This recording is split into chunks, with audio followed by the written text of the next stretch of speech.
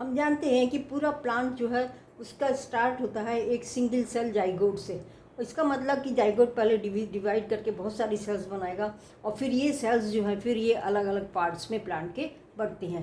तो जिस जिस सेल में डिवीज़न होता है वो मेरिस्टेमेटिक सेल्स कहलाती हैं और उसके बाद ये डिफरेंट टाइप के परमानेंट टिश्यूज़ में बदल जाती हैं। इस प्रोसेस को डिफ्रेंशिएशन कहते हैं। तो प्राइमरी मेरिस्टेम जब प्राइमरी परमानेंट टिश्यूज़ बना रहा है तो ये डिफ्रेंशिएशन कहलाएगा। और इस प्रोसेस में बहुत सारे सेल के अंदर प्रोटोप्लाज्म में भी और सेल वॉल में भी बहुत सारे चेंजेस होते हैं। जैसे कि स्क्लेरोगाइमा या जाइलम ट्रैकिड्स बनाने के लिए ये जो सेल प्रोटोप्लाज्म साइटोप्लाज्म है वो ख़त्म हो जाता है और सेल वॉल पे लिग्निफिकेशन हो जाता है। इसी तरह से कोई सा भी परमानेंट टिश्यू बनने में जो है सेल में भी डिफरेंस आएगा, चेंजेस आएंगे और सेल वॉल में भी डिफरेंस आएंगे।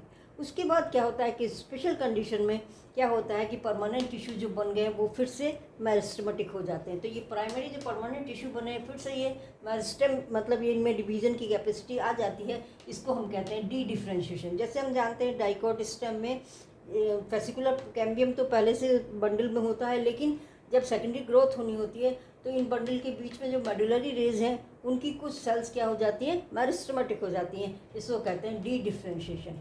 तो परमानेंट टिश्यू को मेरिस्टेमेटिक होने को ये हम कहेंगे डी डिफ्रेंशिएशन। और उसके बाद फिर क्या होता है कि ये जो मेरिस्टेमेटिक हो गई ये पूरा एक रिंग बन जाती है और उसके बाद ये सेकेंडरी जाइलम और सेकेंडरी फ्लोएम को बनाने लगते हैं और ये क्या हो जाते हैं, परमानेंट टिश्यू हो जाता है। तो सेकेंडरी मेरिस्टेम भी सेकेंडरी परमानेंट टिश्यूज़ बनाएगा, ये कहलाएगा री डिफ्रेंशिएशन।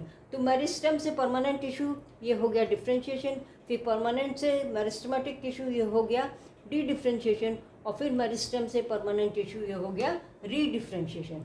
तो इस तरह से कॉर्ड कैम्बियम और ये वेस्कुलर कैम्बियम ये जो है पहले ये इनमें बनते हैं ये, तो ये डी डिफ्रेंशिएशन से और उसके बाद ये परमानेंट सेल्स बनाते हैं वो होता है री डिफ्रेंशिएशन।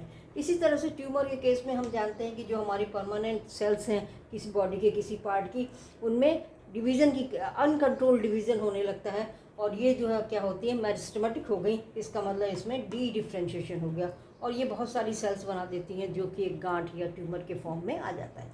इसी तरह जब हम टिश्यू कल्चर करते हैं, प्लांट टिश्यू कल्चर, तो हम कोई पार्ट में से सेल्स लेते हैं कुछ और उसको कल्चर मीडियम में ग्रो कराते हैं।